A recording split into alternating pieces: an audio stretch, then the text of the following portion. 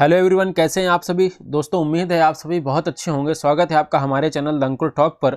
दोस्तों, जैसा कि आप सभी जानते हैं कि ईएमआरएस ने अभी हाल ही में अपने एग्ज़ाम कंडक्ट कराए हैं और आप सभी ने, उम्मीद करता हूं कि एग्ज़ाम दिए होंगे और आपका एग्ज़ाम अच्छा गया होगा। अगर आपने ये ईएमआरएस के एग्ज़ाम दिए हैं तो डेफिनेटली आप इंतजार कर रहे होंगे कि कब इसका रिजल्ट आए, कब आंसर की आए, और आपके दिमाग में भी एक क्वेश्चन चल रहा होगा कि आखिर इसकी कट ऑफ क्या जा सकती है, आखिर सेफ जोन क्या है, यानी कि हम कहां पर स्टैंड करें ताकि हम अपने आप को कह सकें कि हम एक सेफ जोन में हैं और हमारा सिलेक्शन होने का चांस है। तो आज की इस वीडियो में मैं आपसे यही बात करने वाला हूं कि आखिर इसकी कट ऑफ क्या रहेगी, क्या कट ऑफ कम जाएगी, या फिर आपका जो सेफ जोन है वो किसके अराउंड रहने वाला है, कितने नंबर में आप कह सकते हैं कि आप एक सेफ जोन में है। वीडियो पसंद आए तो लाइक करिएगा, शेयर करिएगा, और चैनल पे पहली बार विजिट कर रहे हैं तो सब्सक्राइब करना बिल्कुल भी ना भूलें। और आप हमारा टेलीग्राम चैनल भी ज्वाइन कर सकते हैं जहां पर इस तरह की लेटेस्ट इन्फॉर्मेशन सबसे पहले आपको मिलती है। दोस्तों, सबसे पहले मैं बात कर लेता हूँ हॉस्टल वार्डन की, जिसमें सबसे ज़्यादा फॉर्म पड़े थे। ठीक, इसमें अगर आप देखेंगे तो आप सभी को पता है कि हॉस्टल वार्डन में मेल के लिए अलग और फीमेल के लिए अलग पोस्ट थी। जहां पर मेल की अगर मैं बात करूं तो 335 पोस्ट थी और फीमेल के लिए अगर आप देखेंगे तो 334, लगभग 50-50% दोनों को अलग अलग मौका दिया गया था कि आप अपनी पोस्ट पे फाइट करिए। अगर मैं आपसे बात करूं कि इसका पेपर का लेवल क्या था, तो देखिए जो पेपर का लेवल है आप सभी को पता है इजी टू मॉडरेट था। बहुत से लोगों को ये कठिन भी लग रहा है। काफ़ी लोगों ने, जो मैंने पिछली वीडियोस बनाई उस पर लोगों ने कमेंट किया कि सर पता नहीं लोग कैसे कह रहे हैं कि इजी टू मॉडरेट था, जबकि पेपर तो काफ़ी कठिन आया था। लेकिन ऐसा नहीं है। मोस्टली केसेस में अगर देखा जाए तो बच्चे यही बोल रहे हैं कि जो पेपर का लेवल था, एग्जाम का लेवल था, वो इजी टू मॉडरेट था। आप सभी को पता है कि ये टोटल 120 नंबर की परीक्षा हुई थी। अब मैं अगर कट ऑफ की बात करूं तो यहाँ पे देखिए मेल कैंडिडेट की जो कट ऑफ है दोस्तों, वो आपकी रहने वाली है, जनरल कैटेगरी से अगर आप बिलोंग करते हैं तो 80 से 92 नंबर के बीच में अगर आप लेकर के आते हैं हॉस्टल वार्डन में, तो ये आप कह सकते हैं कि आप सेफ जोन में हैं और आपके सिलेक्शन होने के चांस हैं। ओबीसी कैंडिडेट की बात करूं तो 86 से 90, और ईडब्ल्यूएस ये भी एकदम सेम रहने वाली है, 86 से 90 के बीच में ही रहने वाली है। और एससी वाले 80 से 85 के बीच में, एसटी वाले 75 से 80 के बीच में। इसमें आप दोस्तों प्लस माइनस 2 नंबर कर सकते हैं, थोड़ा बहुत आगे पीछे कट ऑफ हो सकती है। हालांकि फिर भी मैंने काफ़ी जगह से डाटा को, मतलब क्या कहते हैं, कई सोर्सेस से डाटा को कलेक्ट किया है, तब जा करके ये कट ऑफ मैंने थोड़ा अपने एनालिसिस के आधार पर निर्धारित करी है। मैं एक्सपेक्टेड बता रहा हूँ, ये कोई श्योर नहीं है कि मान के चलिए इतनी ही कट ऑफ जाएगी। ये एक एक्सपेक्टेड कट ऑफ है। अगर आप इसके अराउंड हैं तो आपके सिलेक्शन के चांस हैं। वहीं बात करूं फीमेल कैंडिडेट की, तो फीमेल के लिए आप सभी को पता है 334 पोस्ट हैं। और अगर आप 334 पोस्ट में से अगर आप फीमेल हैं और जनरल कैटेगरी से हैं तो आपको 82 से 85 के बीच में स्टैंड करना होगा। ओबीसी 80 से 83, ईडब्ल्यूएस भी सेम। आप सभी को पता है ओबीसी और ईडब्ल्यूएस लगभग सेम सेम रहता है। थोड़ा सा ही माइनर कभी कदार अंतर मिल जाए तो मिल जाए, नहीं तो लगभग सेम ही जाता है। और कभी कभी ईडब्ल्यूएस की ज़्यादा हो जाती है। एससी में अगर आप देखेंगे तो 75 से 80 के बीच में अगर आप हैं, और एसटी कैटेगरी से आप बिलोंग करते हैं तो 72 से 75 के बीच में अगर आपके नंबर हैं तो आप कह सकते हैं कि आप एक सेफ जोन में हैं। और दोस्तों यहाँ पर भी आप प्लस माइनस 2 नंबर कर सकते हैं। ठीक है, एक्चुअल में दोस्तों बात ऐसी है कि यहाँ पर मात्र 335, 334 ये अलग अलग मेल और फीमेल के लिए पोस्ट दी गई हैं। आप सभी को पता है कि हॉस्टल वार्डन में सबसे ज़्यादा फॉर्म पड़ा था, तो यहाँ पर इतनी पोस्ट के लिए फाइट करना थोड़ा सा तो कंपटीशन ज़्यादा है ही। अगर आप किसी एग्जाम में देखेंगे तो इसी हिसाब से मैं कट ऑफ भी यहाँ पर बता रहा हूँ। आपको हो सकता है कट ऑफ थोड़ी सी ज़्यादा लग रही हो, लेकिन दोस्तों सच्चाई यही है, जब कट ऑफ सामने आएगी तो आप खुद ही कहेंगे कि हाँ, जो आपने कट ऑफ बताई थी वो लगभग कहीं ना कहीं सही थी। और दूसरी चीज़ आप सभी को पता है कि थोड़ा ना थोड़ा कहीं जो ईएमआरएस का एग्ज़ाम है वो खबरों में भी रहा है, और आपको सभी को पता है कि इतना ज़्यादा वो खबर ट्रेंड नहीं कर पाई कि पेपर लीक हुआ था, धांधली हुई थी। लेकिन मान के चलिए इनकेस थोड़ी बहुत हुई भी होगी तो पोस्ट ही कितनी है आप देख लीजिए, वहां से कट ऑफ बढ़ गई। और थोड़ा तो बच्चे आजकल पढ़ ही रहे हैं, आप सभी को पता है।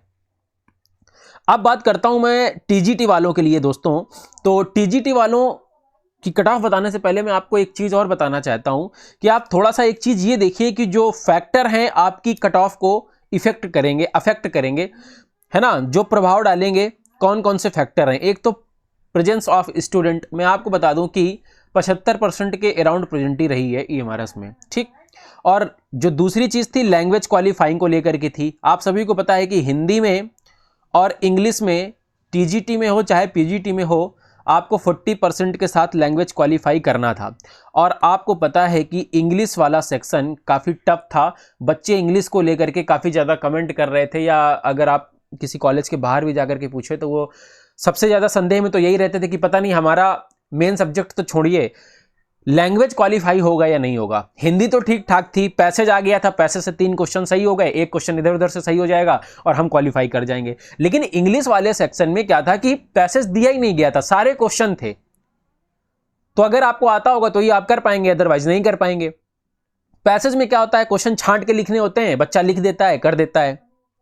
तो हिंदी तो क्वालिफाइंग मान के चलिए बच्चे कह रहे हैं कि हो जाएगी, लेकिन इंग्लिश में उन्हें कंफ्यूजन है कि हम इंग्लिश में क्वालिफाई कर पाएंगे या नहीं कर पाएंगे। तो सबसे बड़ी दुविधा बच्चों के सामने ये है। तो इस केस में काफ़ी बच्चे हो सकता है कि लैंग्वेज से ही बाहर हो जाएं। और दूसरी चीज़ इसमें निगेटिव मार्किंग की जो थी आपकी 1/4 की, ये भी आपको पता है। तो ये कुछ फैक्टर हैं जो आपकी कट ऑफ को अफेक्ट करेंगे। तो अब मैं सीधा चलता हूं TGT की कट ऑफ पे। तो यहां पे मैं आपको जो अभी बताने वाला हूं ये मैथ की कट ऑफ है, TGT मैथ सब्जेक्ट की। उससे पहले एक चीज और जान लेते हैं, ये जो कट ऑफ है 120 नंबर पे है। आप सभी को बताया बाकी की जो 30 नंबर थे, 150 नंबर का पूरा पेपर था, ये सिर्फ क्वालिफाइंग नेचर के थे। कट ऑफ आपकी 120 नंबर पे बनेगी।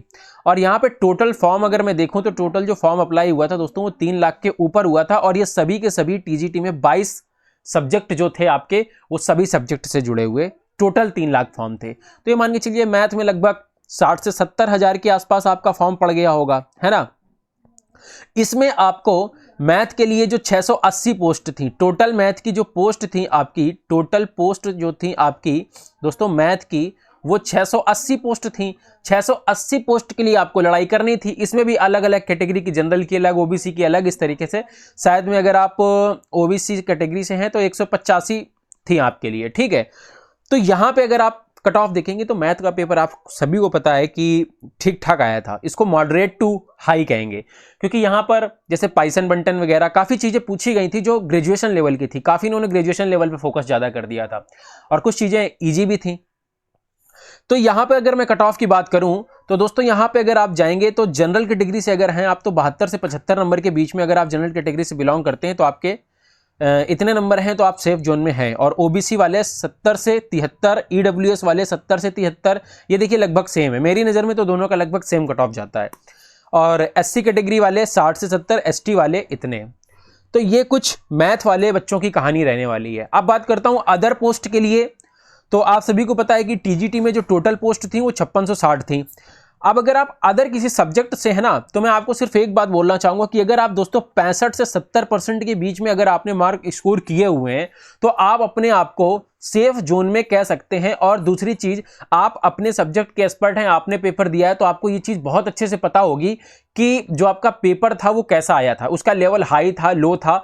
ये सारी चीजें आप अगर पहचान जाते हैं, सही से आप उसको सोच पाते हैं, तो मान के चलिए अगर आपका पेपर कठिन था तो आप 65% के अगर अराउंड स्टैंड करते हैं तो आपके EMRS में सिलेक्शन के चांस हैं।